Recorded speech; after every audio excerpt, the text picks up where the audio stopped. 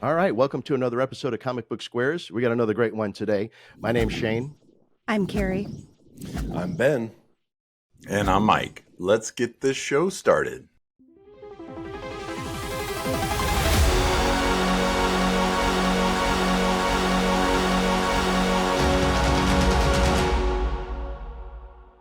All right, well, welcome to another episode. This is going to be another great one. This is another review episode.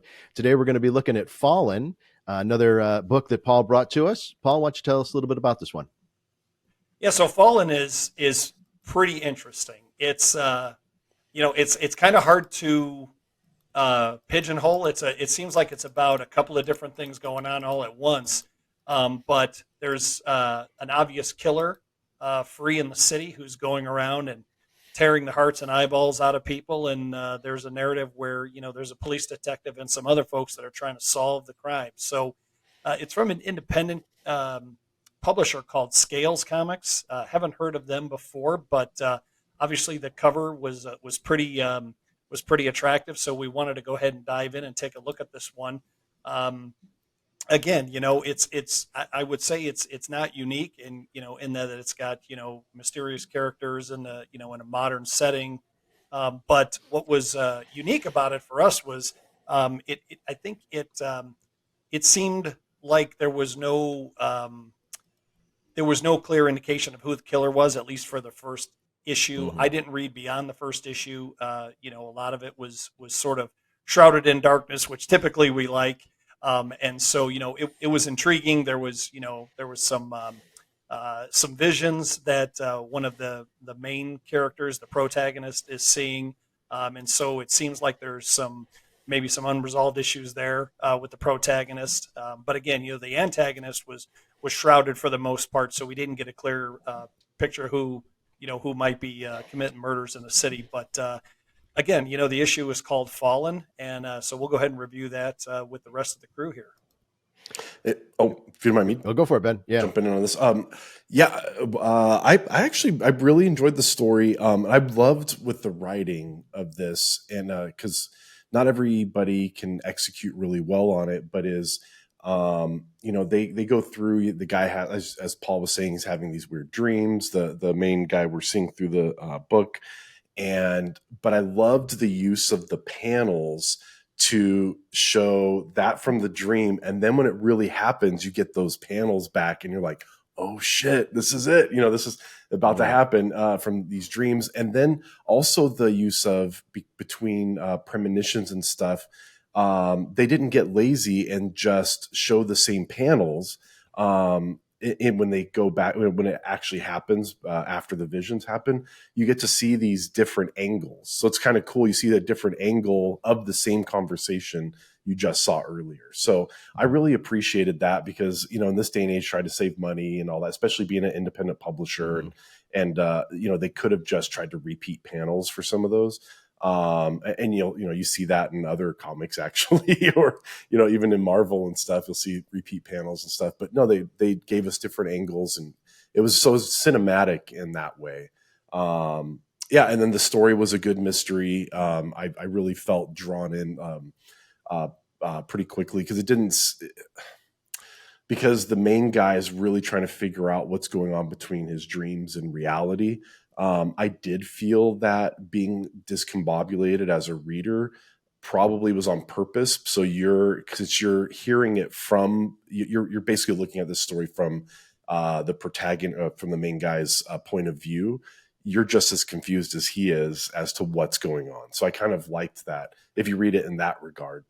That's a good point, Ben. I think the unreliable narrator type of yes, yeah. Interesting. Yeah, 100%. Very, Yeah. very Moon Knight-esque. Oh, that's interesting. Yeah. Yeah, it's interesting. I'm glad that we do these reviews because initially I was very confused by some of the story telling elements. So I'm glad that we get together and discuss these because you bring up a really interesting point, Ben. Maybe that was kind of done on purpose. I hope. Yeah, I hope that is the case. One thing I just want to bring up, I don't know if anybody else remembers. There's a book from a long time ago, probably in the 80s. It was called Faust. You remember that one? Yeah. Mhm. I remember Okay. Faust. Yeah. Okay. This artwork actually kind of reminds me a little bit of that. This like really dark, like almost like they took like just India ink and just with a brush, and there's just really dark blacks in the way that the art is shown. And Yeah. so that was interesting to me. Yeah, I that was one aspect that I took away that was a real positive for me. It's Yeah. funny that you say that, Shane, because the cover and there were a few panels and a little bit here and there where.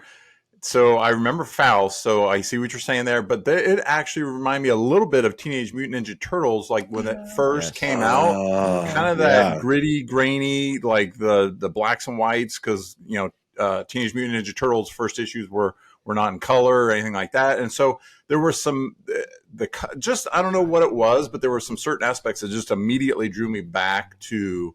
Hey, this is kind of like when Teenage Mutant Ninja Turtles were first introduced. So, and I know too, I made on my notes that there was, I don't even remember where it was at in the story, but there was a beautiful splash page of like a dragon. I think I can't remember exactly even what the context was, but I remember that image was just gorgeous. So yeah, there's definitely some different like styles and types of artwork to follow along with the story.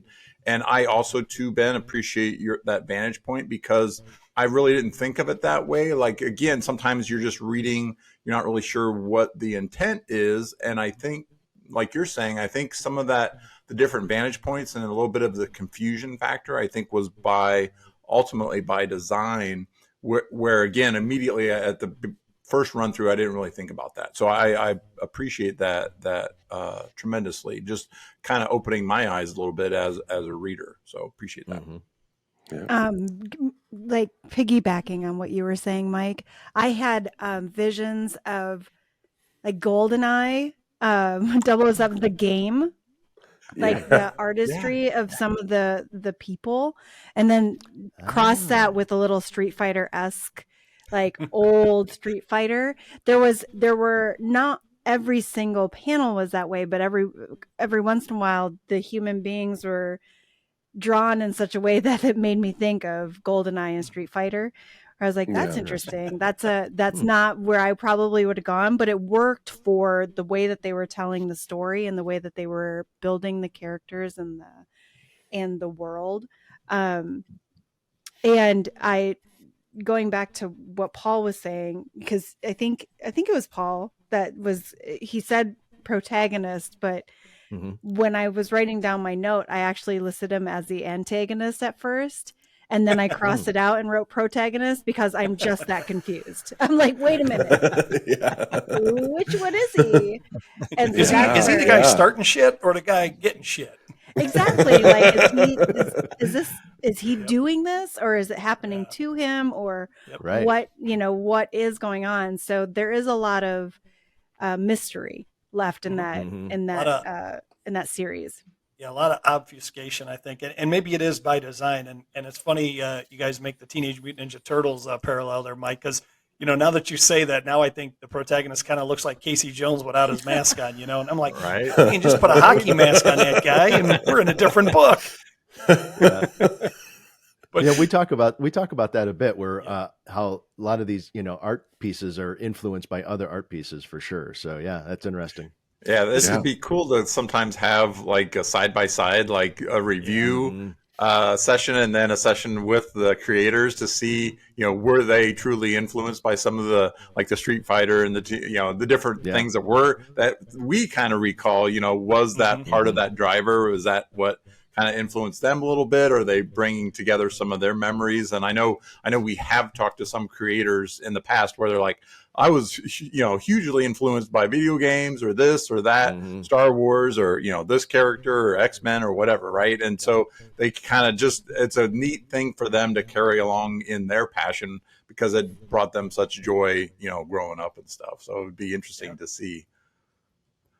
Yeah, totally. Yeah, I agree with you. Definitely some grittiness to it. I guess what, the only opportunity I saw was not being familiar with the creators or the publisher. I don't know if there's anything else that they've done. And I think this is a kind of a swing for the fences type of book, because it's definitely again, it's um, it's a murder mystery. There's some psychological stuff going on, so you really need to make sure that you're staying attuned as you're reading through. But the only opportunity I saw was maybe for some of the dialogue for the creators.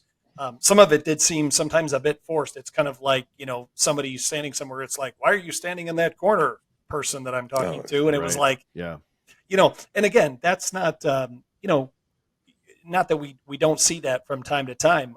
And with a newer creator, they want to make sure that the reader is kind of following along. But if I would see any opportunity with this particular piece of work, that would be it. Yeah. Yeah, I Sometimes would you agree got to with that. trust your readers, Mhm. and that when they're reading it, and they're looking at it too, that they're going to see the things that you want them to see, and guide them along, or instead of guiding them along too much, Yeah. too much hand holding can also be frustrating for some other readers, too. So there's that fine Yeah. line. It's a fine line. It's Yeah. tough to know how much, like, because you don't want to do, not everybody can read Charlie Kaufman's book Ant. Was that called Ant or? Mhm. Oh yeah, Remember? Yep. yes. Not Oh everybody my can read gosh, that book because it's insane. that But then it is insane. Yep. but you also don't want to handhold the whole time either. Sure. And so there's that fine line. I agree with you, Paul. Is that fine It's line? Yeah, I mean, it's a synergy, and on interviews we've talked about that with creators who have come on, like, hey, what was the synergy like between you, if it was the writer, you and the artist? Did you tell them what you wanted to see, or did you just kind of give them a basic structure and say, let me see what you got? And then, more times I think than not, what we've heard, you guys tell me if you disagree, but I think more often than not, we've heard, hell, what they produced was better than I thought it was going to be, or it was like, man, it was so damn close, I couldn't believe it, and so very few cases is there, is it perfect? It's not like, oh yeah, that's exactly what I envisioned. A lot of times it's, what, that's even better, or hey, that's close enough, or hey, let's tweak it a little bit. So again, when you're talking about a newer creative team, and maybe this is their first shot, their first piece of work that's gone out there. They got. I'm sure that you're going to see some things come together for them, and hopefully they can continue. But again, that was the only opportunity I saw. Was probably just maybe there was that synergy isn't hammered out yet. Between amongst the creative team. Yeah. Well, one thing I would like to bring up, I mean, as far as if this is a book that we're thinking about or passed up on the shelf, and if I would say if you're interested in books that are street level and have a lot more violence in them, this one I think they tried to keep the world grounded, because this deals with demons and kind of other world things. To keep it grounded, there's also the element of the two detectives who are researching, doing the investigation of this. So if that kind of is in your wheelhouse and that's something that you enjoy, they're the street level stuff, I would almost, if you wanted to think about Seven, as far as you get two detectives doing research, and then there's this kind of otherworldly stuff that's also there. This might be your jam. Yeah, I literally had that thought right before you said it, Shane. Constantine meets Seven. Yeah. Oh yeah. That's a good idea. That's Yeah, perfect. that's a I good love mashup. that. That's Yeah. Love me some good. Yep. Constantine. I'll take Hellblazer.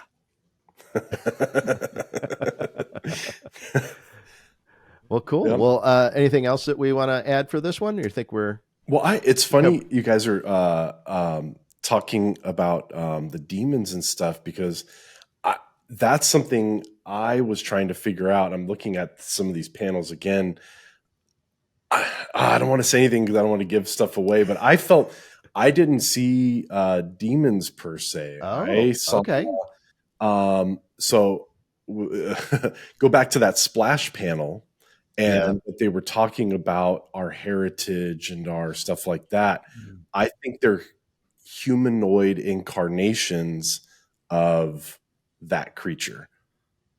That was interesting. That's how I read it anyway, because he's like, why is my skin like metallic, or all this stuff. And then, they're talking about that, and they had that splash page where, as the woman's explaining their past and all that stuff, and talking about them getting wiped out and they have to go into hiding. Maybe they made themselves humanoid. I don't know. That's what it seemed to me. That's interesting. Yeah, which I loved to me that was like a unique take on it, instead of just being another like heaven and hell battling or or what Right. maybe this isn't, again, they don't completely like, I mean, I felt that's what I was reading, but they don't like completely come out and say it like we're dragons and or whatever. But so they didn't handhold that much. They still left the mystery to that. Yeah. But that's how I took it, which made it even more intriguing to me. That's interesting.